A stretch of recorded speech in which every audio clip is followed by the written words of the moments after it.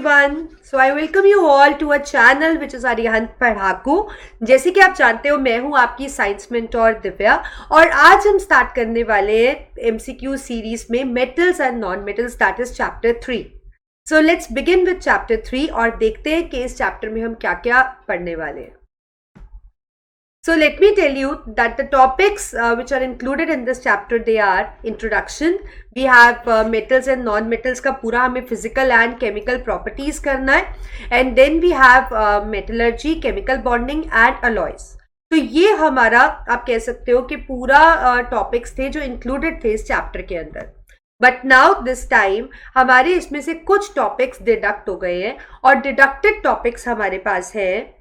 One is metallurgy, मतलब कि किस तरीके से प्योर मेटल को हम ऑब्टेन करते हैं वो आपका डिडक्ट हो चुका है. एंड कोरोजन पार्ट इस चैप्टर में से डिलीट हो चुका है. So these are the topics which are deleted for your examination 2021 and rest metals non-metals का physical chemical properties ये सब आपको अच्छे से तैयारी करनी है, राइट. एंड इस चैप्टर के अंदर आपको केमिकल बॉन्डिंग जो है वो इंक्लूडेड है, वो डिडक्शन नहीं हुआ है. बॉन्डिंग इज कमिंग, तो मैं यहाँ लिख देती हूँ कि केमिकल बॉन्डिंग आपके सिलेबस में है और वो आपको करना भी है. तो you just have to leave two topics, metallurgy that is how we obtain pure metals and second thing is corrosion. So this you have to leave. So these two topics are deducted. So let's start with the MCQ series. I know term 1 का बहुत tension है आप लोगों को, तो आज हम इस सेशन के अंदर मेटल्स एंड नॉन मेटल्स की कुछ इंपॉर्टेंट MCQ क्वेश्चंस प्रैक्टिस करते हैं. And what I want is, मैं पहले आपको क्वेश्चन बताऊंगी. यू नो दैट MCQ में आपको 4 ऑप्शंस मिलते हैं. कुछ सेकेंड्स का आप टाइम लो, लाइव चैट के अंदर अपने आंसर्स देखो. कुछ 10 सेकेंड का मैं आपको टाइम दूंगी अप्रोक्सीमेट. आप वो आंसर्स अपने लाइव चैट में लिखो and after that I am gonna explain you कि क्यों वो आंसर सही ऑप्शन है, right. So let's begin the session and please make this session very very interactive. तो जैसे ही मैं क्वेश्चन दूंगी आपको start thinking about the right answer और लाइव चैट के अंदर उसका राइट आंसर आप लिख दो, ओके, सो दैट आपको लगेगा कि प्रॉपर एक लाइव टीचिंग हो रही है, तो सेशन में बहुत ही मजा आएगा. So let's begin with the session now. So first question coming up, which of the given property is generally not shown by metals? तो क्वेश्चन है कि कौन सी प्रॉपर्टी है इन चारों ऑप्शंस में से जो मेटल्स शो नहीं करते. A electrical conductance, B sonorous, C dullness and D ductility. So you have 4 options and I'm giving you 10 seconds time. Take your time and write the answer in the live chat. कौन सी property है जो इसमें से metals show नहीं करते? So I hope आपने answer लिख दिया होगा लाइव चैट में. So let me tell you the correct answer is option C, that is dullness. Dullness is the property which is not shown by metals. क्योंकि जो metals होते हैं वो dull नहीं होते, बल्कि जो metals होते हैं वो तो lustrous होते हैं. They have a shiny appearance. तो यहाँ पे इलेक्ट्रिकल कंडक्टेंस मेटल्स के अंदर होती है. आपको पता है क्यों होती है? Because of the presence of free mobile electrons. Sonorous भी होते हैं. सोनरस का मतलब जब आप मेटल्स को हिट करते हो दे प्रोड्यूस द साउंड. आपने देखा ही होगा मंदिर वगैरह में जाते हैं तो बेल लगी होती है, आपको पता है कि घंटी को आप ऐसे मारते हो तो वो मेटल से बना होता है और घंटी टन टन आवाज करती है ना. तो that is sonority, that is when you hit it produce sound. Dullness तो होती ही नहीं है. आई टोल्ड यू कि मेटल्स जो होते हैं वो तो लस्ट्रस होते हैं, मतलब दे शाइन. एंड डक्टिलिटी भी नहीं होती है, क्योंकि डक्टिलिटी एक ऐसा प्रोसेस होता है जिसके डक्टिलिटी मेटल्स शो करते हैं, क्योंकि एक ऐसा प्रोसेस है जिसके अंदर metals can B beaten into thin wires. Metals can B beaten into thin wires. आपको पता है गोल्ड की, सिल्वर की, कॉपर की, सारी तरह की वायर्स तो हम बना सकते हैं. तो मेटल्स आर डक्टाइल. तो यहाँ पे कौन सी प्रॉपर्टी है जो मेटल्स नहीं शो करते हैं? That is dullness, that is dullness. Okay, second question coming up. Which of the following metals exist in their native state in nature? तो कौन से मेटल्स हैं जो नेटिव स्टेट में नेचर में एग्जिस्ट करते हैं? And the 4 options are copper, silver, mercury और गोल्ड.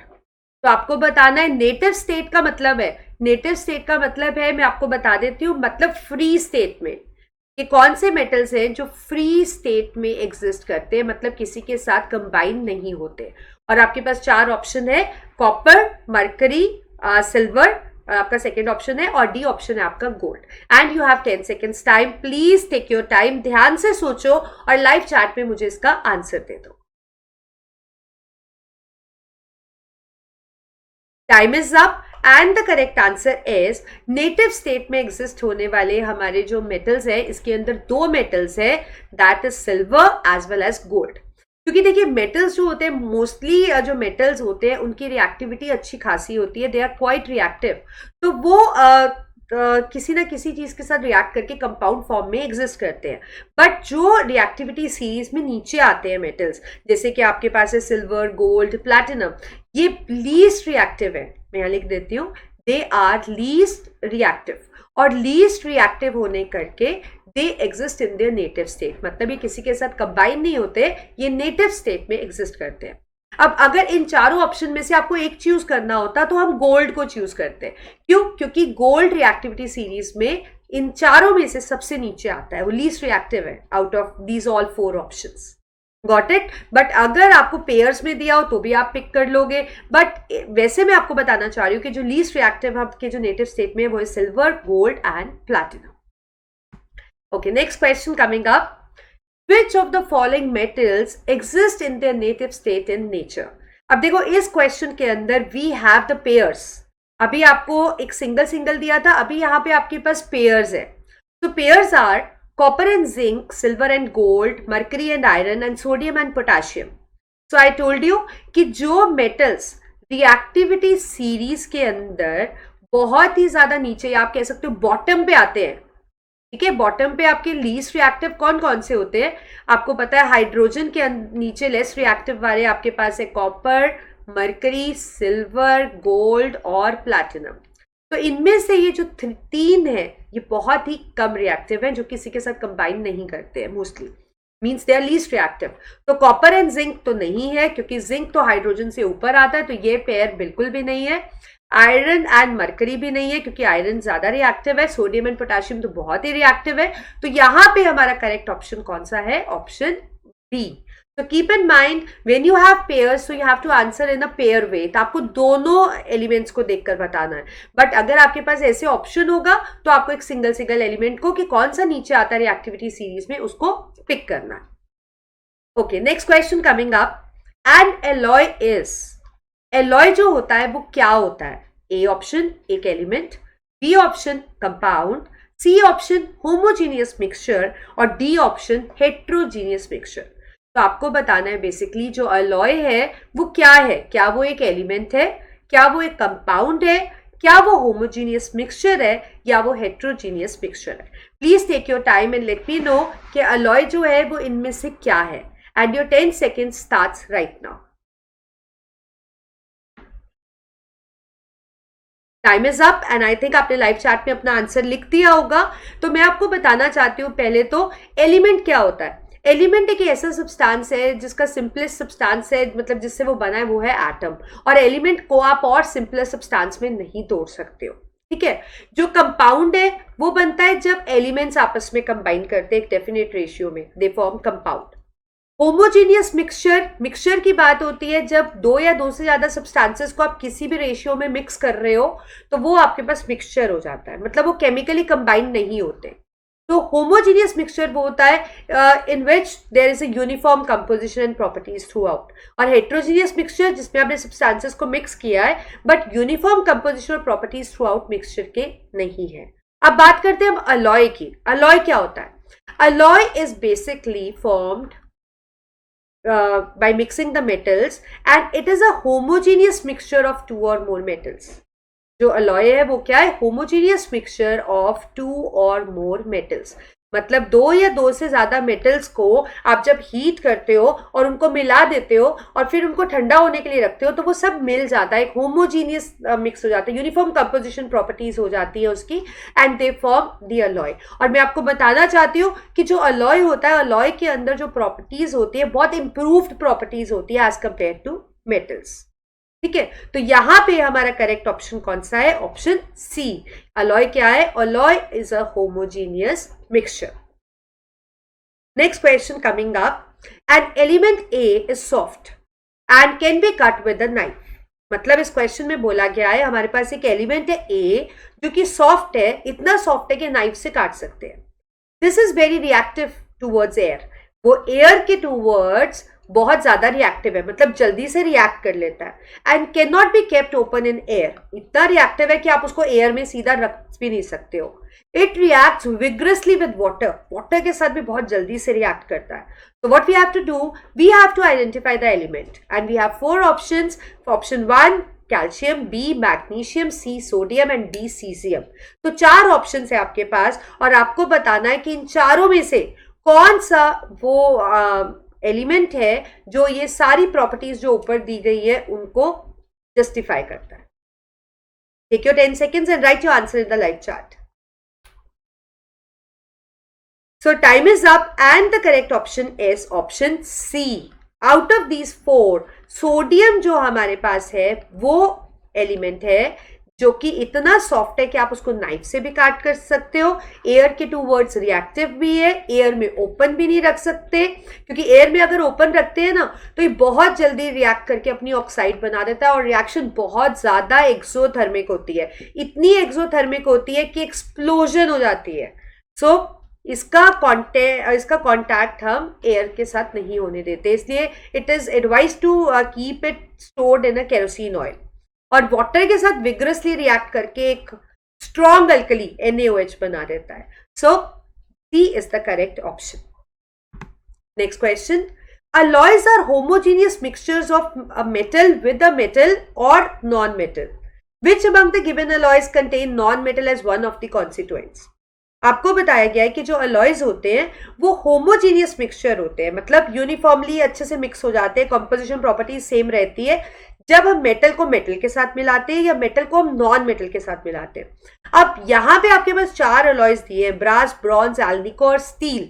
और आपको बताना इन कौन से अलॉयज में आप कह सकते हो कि नॉन मेटल प्रेजेंट है, मतलब one of the constituent is non metal. Means metal is combined with a non-metal. And your 10 seconds are starting right now. Write your answer in the live chat. I'm waiting for your correct answer.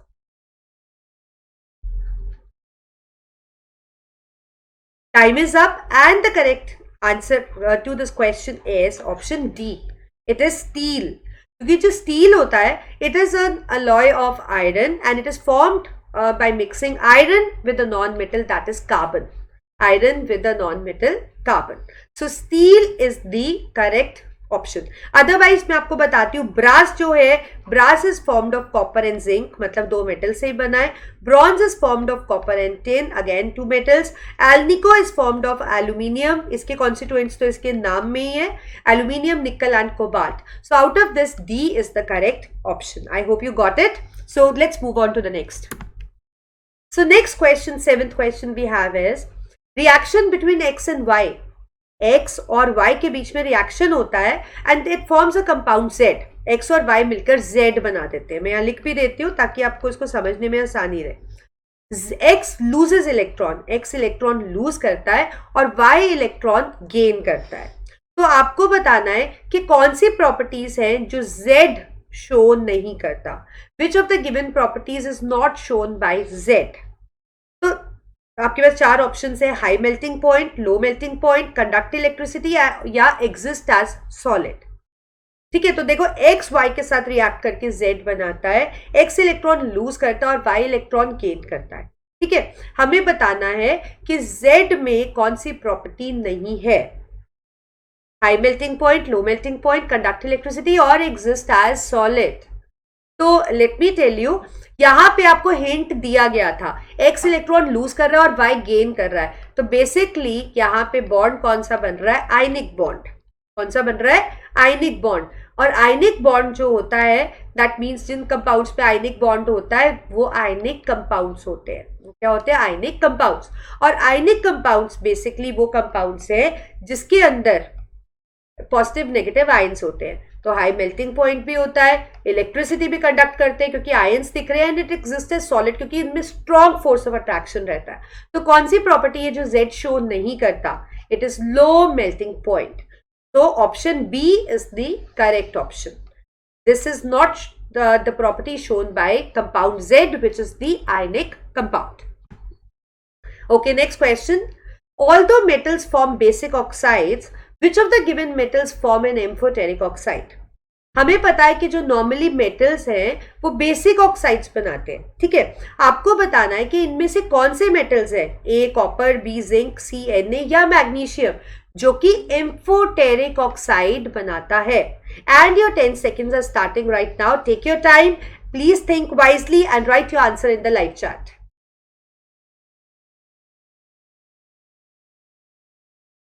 So your time is up. I hope आपने लिख दिया answer. So out of these four, the correct answer is option B. That is zinc is the correct option. So let me explain it to you. Amphoteric oxide वो oxide होती है जिसके अंदर acidic behaviour भी होता है और basic behaviour भी होता है. दोनों बिहेवियर होते हैं इसके अंदर, ठीक है. अब एसिडिक और बेसिक बिहेवियर होता है तो ये एसिड और बेस दोनों के साथ रिएक्ट कर लेता है. अब जिंक ऑक्साइड जो है, अगर मैं इसको एसिड के साथ रिएक्ट करूंगी तो ये एसिड के साथ भी रिएक्ट कर लेगा, और अगर मैं इसको किसी बेस लेट्स से NaOH के साथ रिएक्ट करूंगी तो उसके साथ भी रिएक्ट होकर ये Na2ZnO2 सोडियम जिंकेट बना लेता है और साथ में वाटर रिलीज होता है. सो बेसिकली जिंक यहाँ पे हमारा मेटल है जो कि एम्फोटेरिक ऑक्साइड बनाता है. Apart from it let me tell you, जो कॉपर ऑक्साइड है वो बेसिक ऑक्साइड है सिर्फ. सोडियम ऑक्साइड भी बेसिक ऑक्साइड है, पानी में डिसॉल्व करो स्ट्रॉन्ग बेस बनाती है. और मैग्नीशियम ऑक्साइड भी बेसिक ऑक्साइड है. तो हमारे पास सिर्फ दो ही मेटल्स होते हैं. जिंक हमने कर लिया. अपार्ट फ्रॉम जिंक एल्यूमिनियम हमारा एक ऐसा मेटल है जो कि एम्फोटेरिक ऑक्साइड बनाता है. Next question, which of the given non metals is a liquid? कौन से नॉन मेटल्स हैं जो इसमें से लिक्विड है? A mercury, B bromine, C and D is an. And your 10 seconds are starting right now because this is very very easy question और आप इसको आसानी से कर सकते हो. So I am just hoping कि सारे बच्चे सही आंसर देंगे इसका.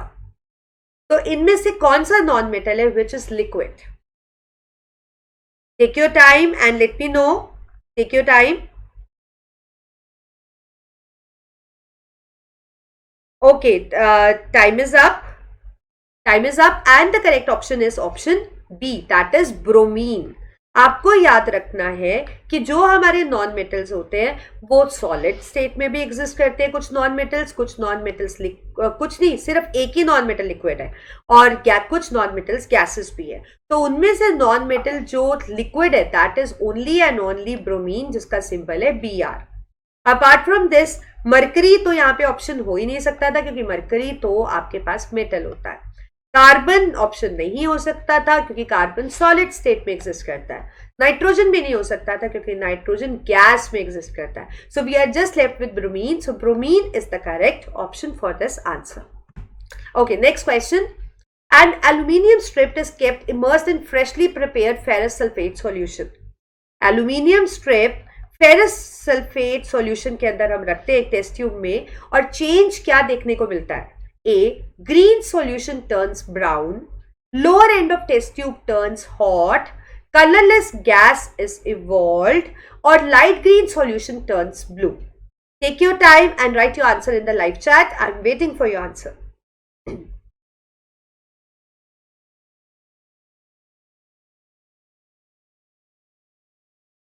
So time is up and let me tell you the answer. So before I go with the correct option, I must explain you this. तो हमारे पास aluminium strip है and we are reacting it with FeSO4. यही दिया था आपको. तो यहाँ पे एक displacement reaction हो जाएगा जिससे aluminium sulfate बन जाएगा, ठीक है, और साथ में Fe is released. ठीक है, तो अब यहाँ पे आपको options थे कि green solution turns brown. तो ग्रीन सॉल्यूशन अगर FeSO4 ग्रीन होता है तो क्या वो ब्राउन हो जाता है कि नहीं, ये हमें बताना है. सेकेंड आपके पास था lower end of test tube turns hot, मतलब अगर ये रिएक्शन एक्सोथर्मिक होती तो हॉट हो जाएगा, ठीक है. Colourless gas is evolved, gas तो आपको यहाँ कोई दिख नहीं रही है. Light green solution turns blue, blue aluminium के सॉल्यूशंस नहीं होते. तो we'll go with A1 where green solution turns brown, where green solution turns brown due to the displacement, because aluminium is more reactive. It readily displaces the less reactive iron from its compound and we get aluminium sulfate. So the correct option is option A. Next question coming up. In general, the number of electrons in the outermost shell of a metal atom is A 1, B 1 to 3, C 5 to 8, means it can be 5, 6, 7, 8, and D is 8. Take your time. This is very, very general question and write your answer in the live chat. Okay, so I think आपने answer लिख दिया है. So the correct answer to this question is, question में पूछा गया था कि जो मेटल है उसके आउटरमोस्ट शेल में कितने इलेक्ट्रॉन्स होते हैं. So B is the correct option. The outermost electrons can be 1, can be 2 or can be 3. क्योंकि जितने भी आपके पास मेटल्स होते हैं, लेट्स से मैं सोडियम का एग्जांपल लेती हूँ, एटॉमिक नंबर 11 होता है, कॉन्फिगरेशन 281 होती है, तो इसके आउटरमोस्ट शेल में सिर्फ एक इलेक्ट्रॉन होता है.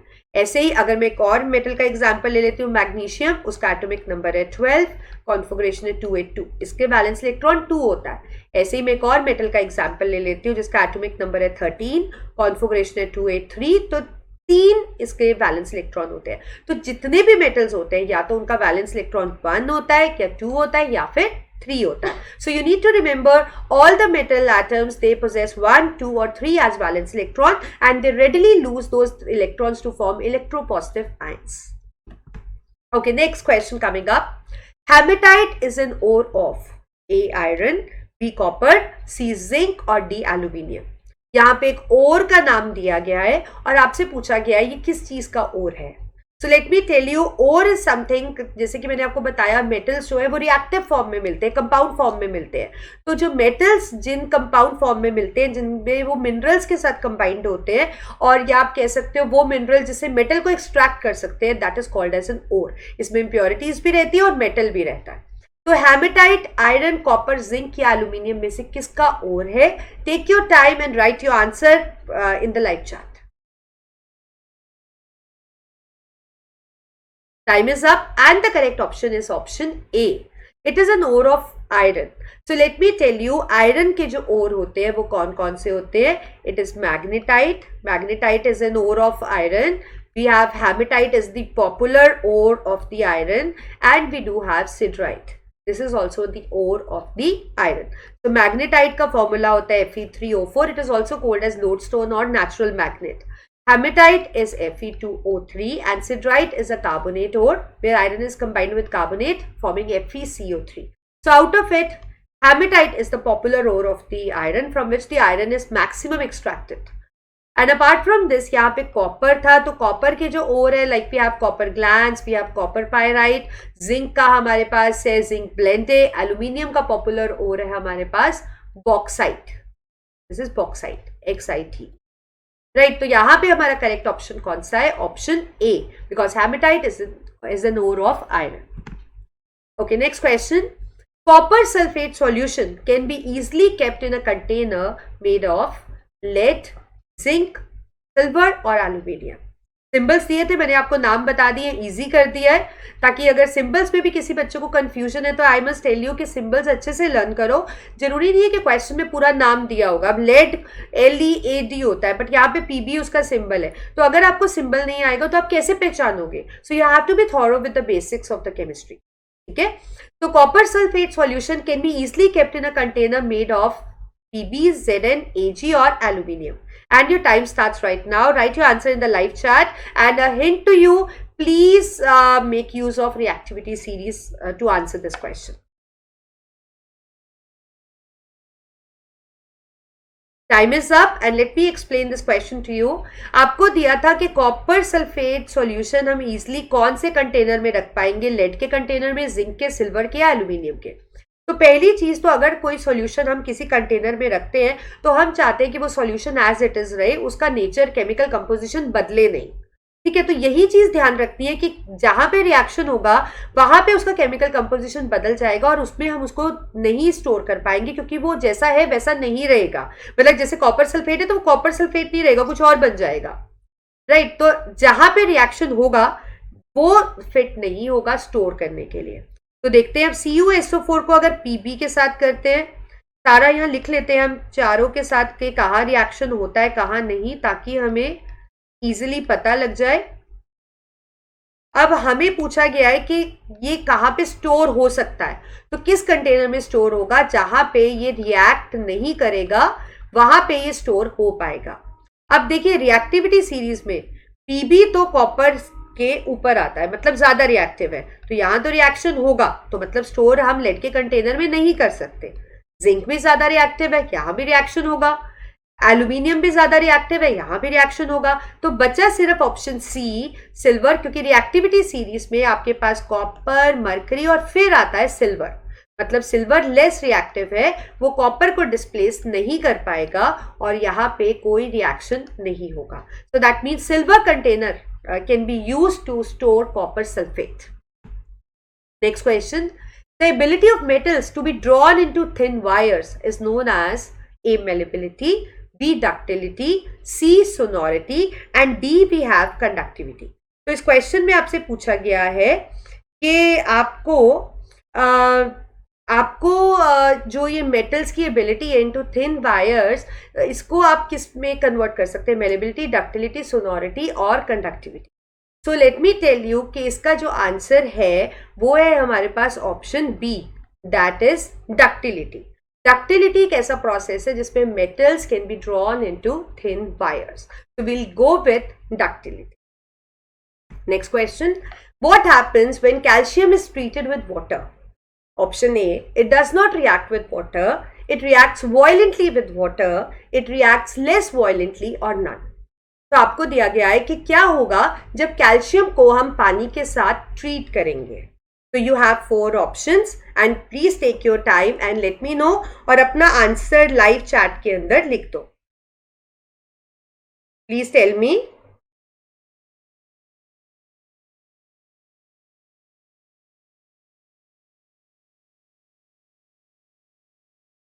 Okay, your time is up and the correct answer to this question is option C, it reacts less violently।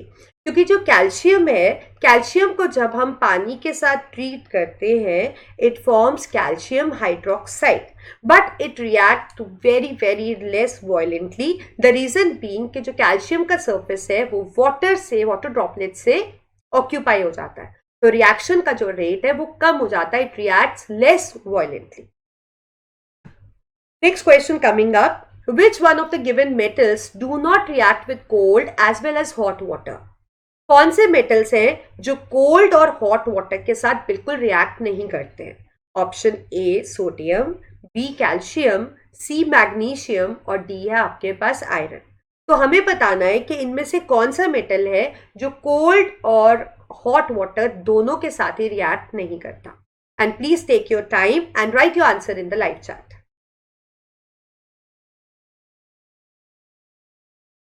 Time is up and I hope आपने बिल्कुल सही आंसर दिया होगा। It is option D, that is iron. ठीक है, क्योंकि iron के according, मतलब रिएक्टिविटी सीरीज के अकॉर्डिंग, जो मेटल्स ऊपर आते हैं वो कोल्ड वाटर के साथ रिएक्ट करते हैं, जो मेटल्स थोड़े से नीचे आते हैं वो हॉट वाटर के साथ रिएक्ट करते हैं। ठीक है, जैसे कैल्शियम हो गया आपके पास। उसके बाद जो मेटल्स आते हैं रिएक्टिविटी सीरीज में वो स्टीम के साथ रिएक्ट करते हैं, और कुछ मेटल्स रिएक्ट करते ही नहीं है जो कि हाइड्रोजन से नीचे आते हैं। तो एज पर रिएक्टिविटी सीरीज जो आयरन है वो स्टीम के साथ रिएक्ट करता है, ना वो कोल्ड वाटर के साथ रिएक्ट करता है ना वो हॉट वाटर के साथ करता है। तो जब आयरन स्टीम के साथ रिएक्ट करता है, so what does it form? It forms Fe3O4. It forms Fe3O4. Right, so you need to remember this. And along with that, आपको पता है कि जब ये रिएक्शन होगा तो इसमें हाइड्रोक्साइड नहीं बनती है, इसमें क्या बनती है? ऑक्साइड। इसमें क्या बनती है? Oxide. Next, galvanization is a method of protecting iron from rusting by coating it with a thin layer of A. zinc, B. Ca, C. Mg और D. iron। आपको बताना है कि जो गैल्वेनाइजेशन है, वो जो मेथड है, उसमें आप आयरन को रस्टिंग से कैसे प्रोटेक्ट करते हो, प्रिवेंट करते हो, उस पर किस चीज की आप कोटिंग लगाते हो? जिंक की, कैल्शियम की, मैग्नीशियम की या आयरन की? And your time starts right now.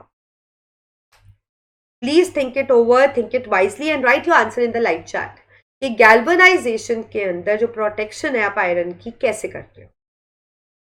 So your time is up and let me tell you the correct answer. We'll go with option A. Galvanisation एक ऐसा प्रोसेस है जिसके अंदर आपके पास जो आयरन आर्टिकल है उसके ऊपर हम जिंक की कोटिंग लगा देते हैं, उसके ऊपर हम जिंक की लेयर, थिन लेयर डिपॉजिट कर देते हैं। अब आप सोचोगे जिंक भी मेटल है, वो क्यों नहीं करोड होता? तो वो क्यों नहीं करोड होता? क्योंकि जिंक जब ऑक्सीजन के कांटेक्ट में आता है तो वो करोड होकर ZnO बनाता है। बट ये जो जिंक ऑक्साइड की लेयर है ये इम्पर्मिएबल होती है।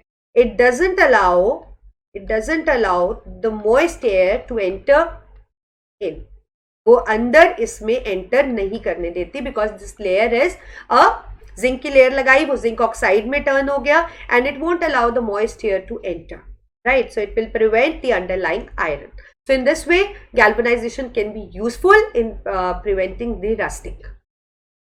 Next question. Generally, non-metals are not lustrous. Generally, non-metals जो होते हैं वो lustrous नहीं होते. Which of the given non-metals is lustrous? मतलब कुछ exceptional case है कि जो non-metal lustrous हो सकते हैं वो आपको बताना है. A sulfur, B oxygen, C है nitrogen और D option है iodine. तो you need to tell me कि इन 4 ऑप्शंस में से क्या कोई नॉन मेटल है जो लस्ट्रस है? तो take your time and write your answer in the live chat. I am waiting for your answer.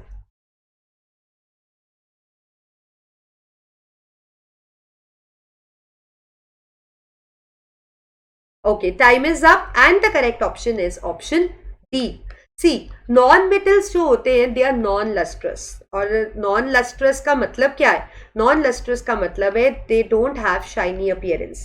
They don't have shiny appearance, right? तो यहाँ पे हमारा जो नॉन मेटल है जिसका शाइनी अपीयरेंस होता है, एक्सेप्शनल केस है, that is iodine. That is iodine, right? So D is the correct option. Next question. Copper sulfate is A blue, B green, C red और D none. आपको बताना है कि जो कॉपर सल्फेट है उसका कलर क्या होता है. ब्लू होता है, ग्रीन होता है, रेड होता है या इनमें से कोई भी नहीं होता. Take your time and tell your answer in the live chat. This is very very easy and important as well.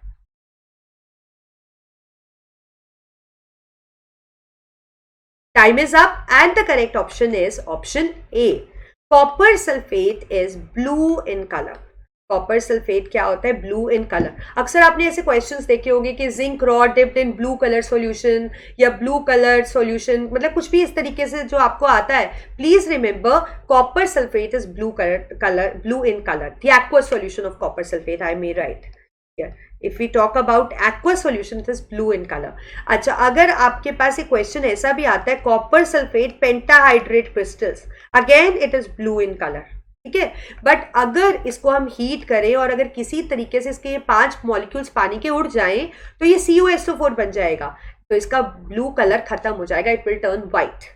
So remember यहाँ पे ये जो क्वेश्चन था ये एक्वस सॉल्यूशन के लिए पूछा गया था, बट अदरवाइज आपको याद रखना है कि एक्वस सॉल्यूशन में कॉपर सल्फेट पेंटाहाइड्रेट होता है, वो ब्लू कलर का होता है, but if you remove water of crystallisation it turns white. Next question. Which of the given oxide of iron would be obtained on prolonged reaction of iron with steam? मतलब जब आप iron को steam के साथ react करते हो तो आपको इसमें से कौन सी ऑक्साइड मिलती है? तो please take your time and give me your answer in the live chat. Give me your answer in the live chat.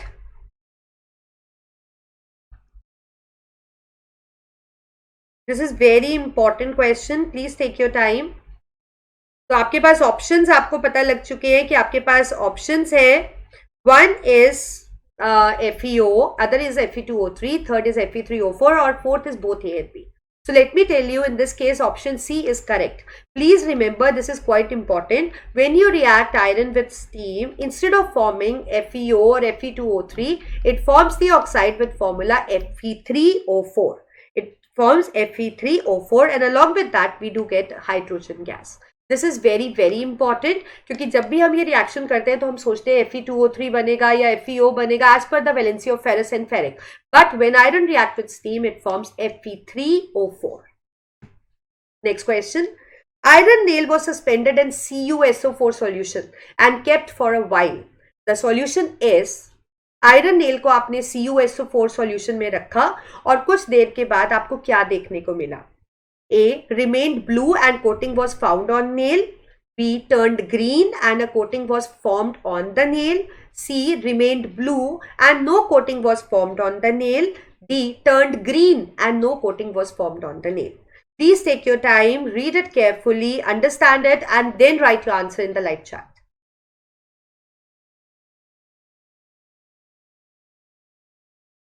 The time is up, and let me explain this question to you before I tell you the right option. Iron nail is Fe. When you dip or suspended in copper sulfate, it is CuSO4. ठीक है, तो जब आप iron को copper sulphate के साथ react करोगे, what will happen? Iron is more reactive than copper. It will displace copper, and we will get FeSO4, and along with that we get copper. So that means displacement reaction हो जाएगी. अब A option था remained blue. No, it won't remain blue क्योंकि copper sulphate blue था. अब जब वो copper sulphate ही नहीं रहा तो वो ब्लू तो नहीं रहेगा. It turned green and a coating was formed on nail. ठीक है, ये हो सकता है, इसको हम अलग रख लेते हैं. रिमेन ब्लू ये भी नहीं हो सकता. Turned green and no coating was formed on the nail.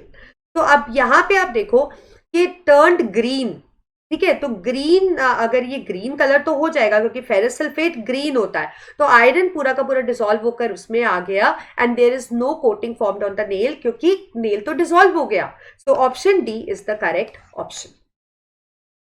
Next question. Dash are dull, brittle and poor conductors. Metals, non metals, metalloids और all the elements. You need to tell us कि कौन से इन चारों options में से सही option है जो डल है, ब्रिटल है और पुअर कंडक्टर है.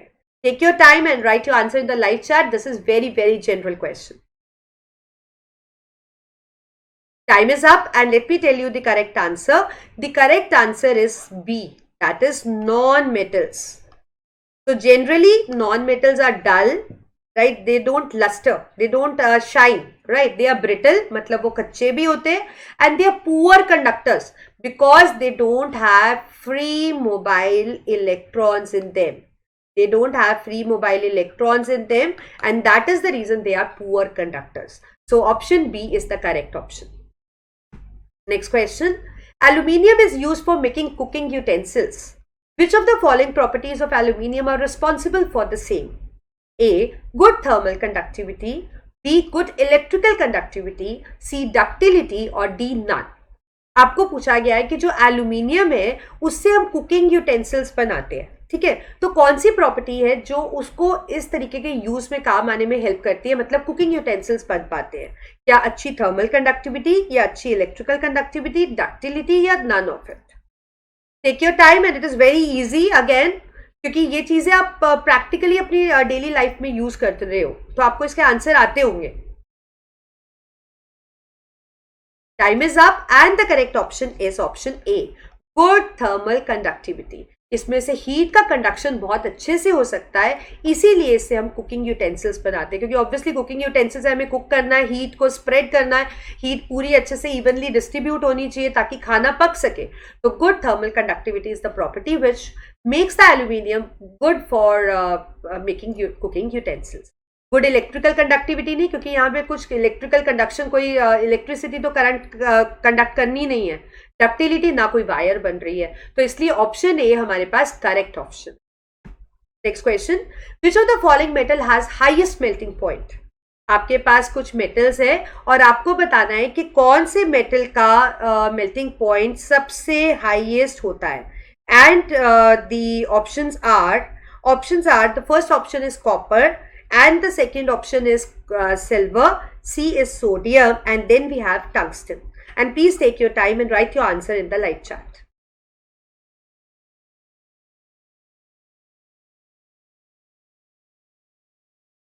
So time is up and the correct option is option D.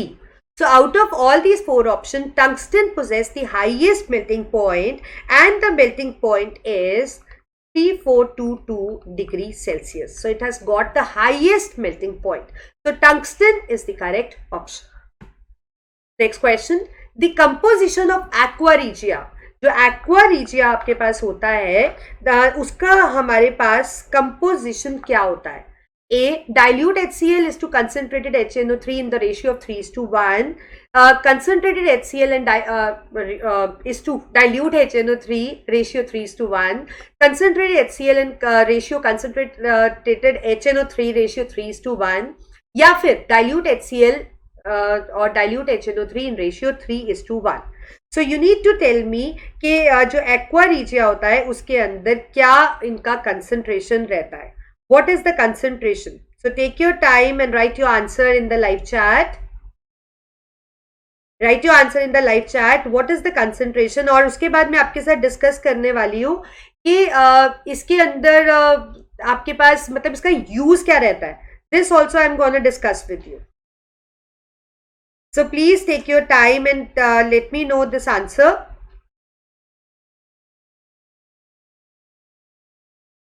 Take your time and write your answer in the live chat.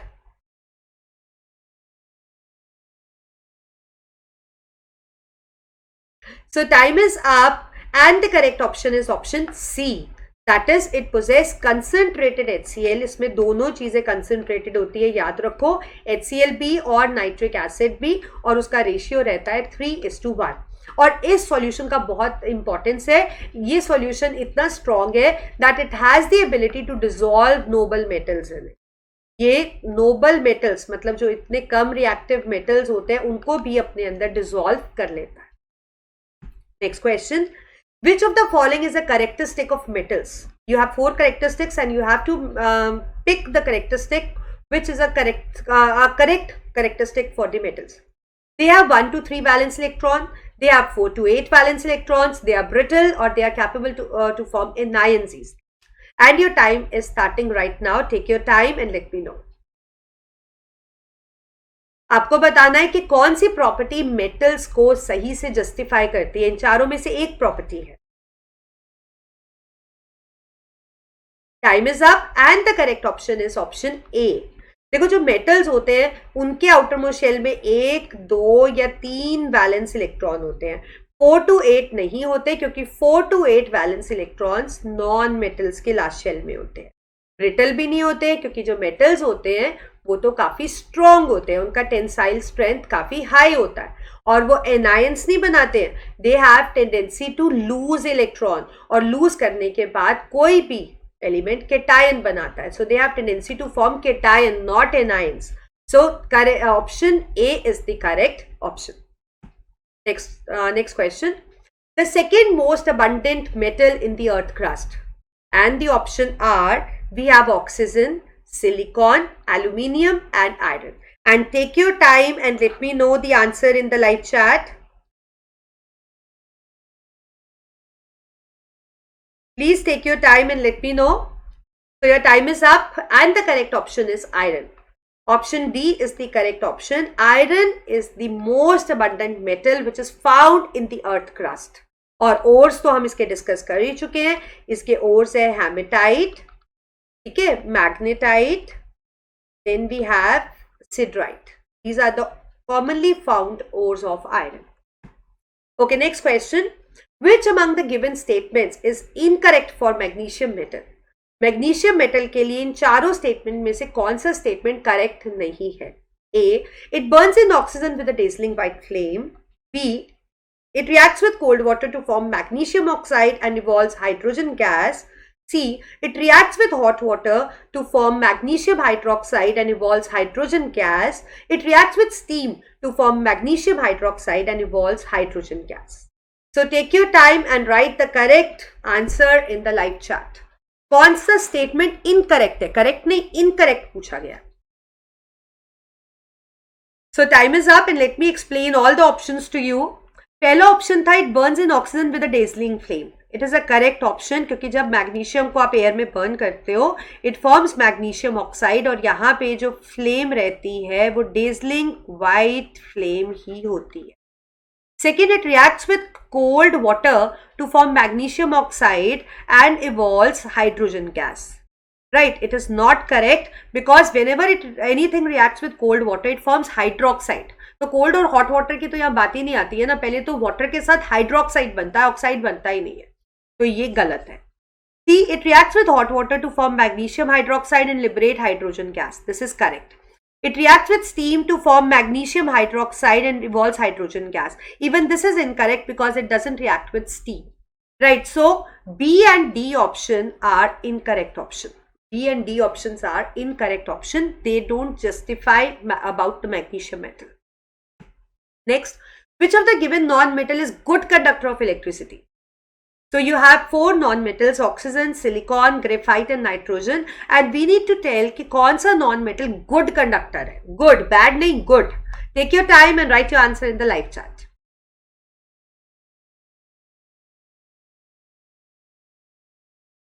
Time is up and the correct option is option C. It is graphite, and you know that graphite is an allotropic form of carbon, so it is exceptionally good conductor.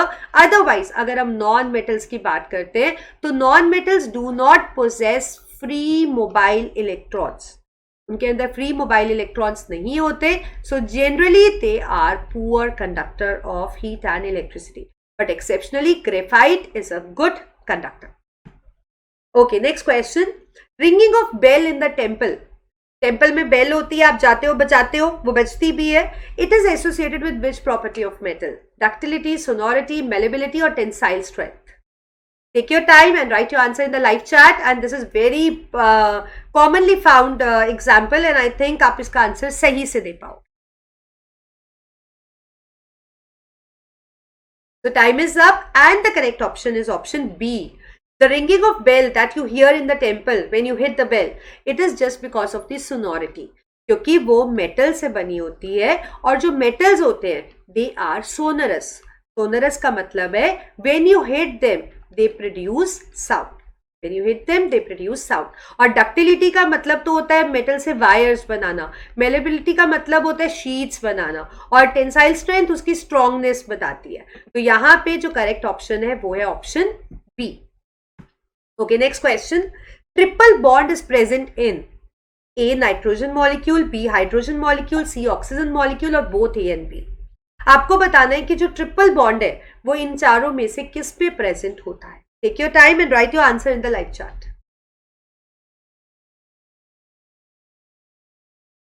So time is up and the correct option is option A. It is present in nitrogen molecule. Let me explain it to you. Nitrogen होता है N2, hydrogen होता है H2, oxygen होता है O2.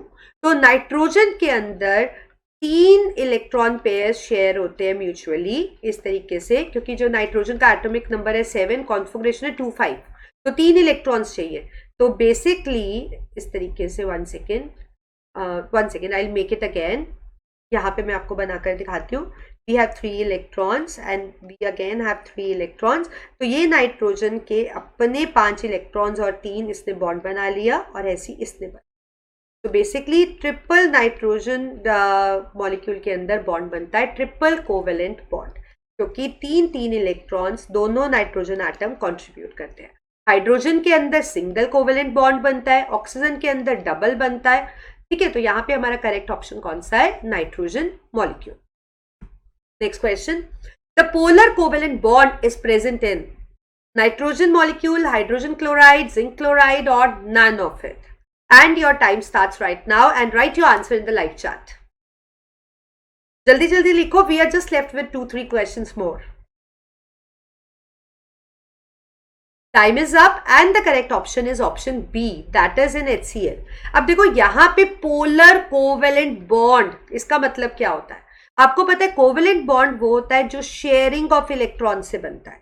ठीक है, जिसमें electron share करते हैं दो नॉन मेटल्स. पोलर का मतलब है कि जो कंबाइनिंग एटम्स है, जैसे यहाँ पे H और Cl है, दो कंबाइनिंग एटम्स जो आपस में अपने इलेक्ट्रॉन्स शेयर करने वाले हैं, यही होता है ना हाइड्रोजन में. तो उनमें से एक एलिमेंट क्या है, साइज के अंदर काफी छोटा है. काफी छोटा होने का मतलब है उसका इलेक्ट्रोनेगेटिविटी ज्यादा है. का इलेक्ट्रोनेगेटिविटी ज्यादा है, मतलब साथ वाले कंबाइनिंग एटम से वो ज्यादा इलेक्ट्रोनेगेटिव है. मतलब it has more tendency to attract the shared pair towards itself. Otherwise जब भी कोई बॉन्ड बनता है तो शेयर्ड पेयर बीच में रहता है, इक्वली डिस्टेंट रहता है दोनों एटम से. बट अगर कोई इलेक्ट्रोनेगेटिव एलिमेंट कंबाइन करता है तो शेयर्ड पेयर बीच में ना रहकर थोड़ा सा किसकी तरफ डिस्प्लेस हो जाता है, जो ज्यादा इलेक्ट्रोनेगेटिव होता है, इस तरीके से, और इस पे पार्शियल नेगेटिव और पार्शियल पॉजिटिव चार्ज आ जाता है, और जब चार्जेस आ गए तो वो बन गया पोलर मॉलिक्यूल। ठीक है, ऐसे ही आपके पास नाइट्रोजन में तो इक्वली शेयर होते हैं क्योंकि दोनों नाइट्रोजन का इलेक्ट्रोनेगेटिविटी सेम है। HCl में इलेक्ट्रोनेगेटिविटी का डिफरेंस है क्योंकि क्लोरीन छोटा है साइज में। जिंक क्लोराइड में कोवेलेंट बॉन्ड होता ही नहीं है, इसमें तो आयनिक होता है, अदरवाइज ये पोलर है बट इसमें कोवेलेंट बॉन्ड पूछा था आपको, यहाँ इसमें कोवेलेंट नहीं, इसमें आयनिक होता है, इसलिए यहाँ पे हमारा करेक्ट ऑप्शन कौन सा है, B part. Next question, ionic bond is formed when dash combines with dash. Ionic bond कब बनता है, जब कौन किसके साथ कंबाइन होता है, A metal metal, metal non metal, C metal metalloid, और D non metal non metal. And take your time and write your answer in the live chat.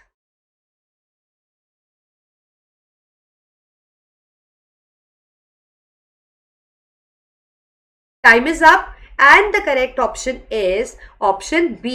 It is formed between metal and non-metal. It is formed between metal and non-metal. क्योंकि ionic bond बनता है transfer of electron से, इससे बनता है transfer of electrons. तो metals जो होते हैं वो इलेक्ट्रॉन लूज करते हैं, और जो नॉन मेटल्स होते हैं they have a tendency to gain electrons. So ionic bond is formed between metal and a non metal. Next question, when metal reacts with hydrogen they get linked up by, जब metal hydrogen के साथ react करता है तो bond कौन सा बनता है, A ionic, B covalent, C coordinate and D hydrogen bond. And take your time and write your answer in the live chat. ध्यान से सोचो, we are just going to end up the session, तो answer please अच्छे से दो, सब लोग answer सही दो। Time is up and let me explain it to you before I tell you the correct option. देखो मेटल जो है it has the tendency to lose electron. ठीक है, अब हाइड्रोजन क्या होता है, हाइड्रोजन के आउटरमोस्ट शेल में एक इलेक्ट्रॉन होता है, ठीक है, तो ये लूज भी कर सकता है, आपको पता है losing it forms H positive, और ये गेन भी कर सकता है, H नेगेटिव बन सकता है। So in this case it act as a hydride, it act as a hydride, मतलब ये इलेक्ट्रॉन गेन करता है, तो मतलब वही ट्रांसफर ऑफ इलेक्ट्रॉन्स होता है यहाँ पे। So that means the bond is ionic bond. And please remember, whenever metal combines with hydrogen it forms metal hydride. Do not confuse it with hydroxide और something else, it is metal hydride where H is negative. Okay, next question, CCl4 is an, CCl4 एक compound है, वो क्या है, electrovalent, covalent, coordinate, या both this thing, B and C. आपको बताना है कि जो CCl4 है वो क्या इलेक्ट्रोवेलेंट कंपाउंड है, कोवेलेंट है, कोऑर्डिनेट है, या बी एंड सी दोनों, मतलब कोवेलेंट और कोऑर्डिनेट दोनों है। Take your time and let me know in the live chat. So time is up and the correct answer is option B. जो CCl4 होता है विच इज कार्बन टेट्राक्लोराइड, इसके अंदर आपके पास कार्बन के पास 4 इलेक्ट्रॉन्स होते हैं आउटरमोस्ट शेल में, और हर क्लोरीन को एक चाहिए। ठीक है, तो ये एक एक इलेक्ट्रॉन इन सब के आसपास लगाएगा लाइक दिस। ठीक है, और ये जो म्यूचुअली शेयरिंग करेंगे, ये भी स्टेबल हो गया, ये क्लोरीन भी स्टेबल हो गया, ये क्लोरीन भी स्टेबल हो गया, और ये भी स्टेबल हो गया, और ये कार्बन के पास अपने 4 और 4 क्लोरीन के शेयर किए हुए इलेक्ट्रॉन्स। तो basically it is gonna form 4 covalent bonds with chlorine, so it is a covalent compound. So session हमारा MCQ का खत्म हो गया, और बहुत ही अच्छे से आप लोगों ने पार्टिसिपेट किया होगा, आई होप। और एक चीज़ मैं इंपॉर्टेंट नोटिस आपको बताना चाहती हूँ कि ये सेशन पूरा देखने के बाद या हर सेशन के बाद आपको नीचे डिस्क्रिप्शन में लिंक दिया गया होगा केस स्टडी के PDF का। तो केस स्टडी के PDF में आपको पता है केस स्टडी का एक क्वेश्चन आता है जिसके अंदर आपको MCQs होते हैं, एक पैराग्राफ होता है, उस पर MCQs होते हैं।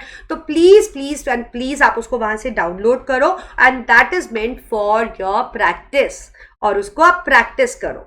And please this is one more request I would like to make, जब भी सेशन में आते हो चैप्टर पढ़कर आओ प्लीज, क्योंकि अगर आप चैप्टर पढ़कर आओगे तो सेशन बहुत इंटरेक्टिव होगा, आपको मजा आएगा, समझ आएगा। अगर आएगा ही कुछ नहीं तो आपको समझ ही नहीं आएगा अच्छे से। ठीक है, तो चैप्टर को थॉरली पढ़कर आओ, ताकि एक तरह से आपका टेस्ट होता है और आपको और अच्छे से टॉपिक क्लियर हो जाएगा और कॉन्फिडेंस भी बूस्ट अप हो जाएगा। So with this, we come to an end of this session. I hope you like it. I really like doing this MCQ series with you, and I hope आपको भी समझ आ रहा होगा. So me, Divya, signing off. We are meeting very soon with chapter 4. Till then, prepare that chapter and my 3 tips for you, जो मैं आपको हमेशा देती हूँ end of every session. Prepare well, study hard, and make your habit to write and learn. Okay, so thank you. Bye bye. Take care.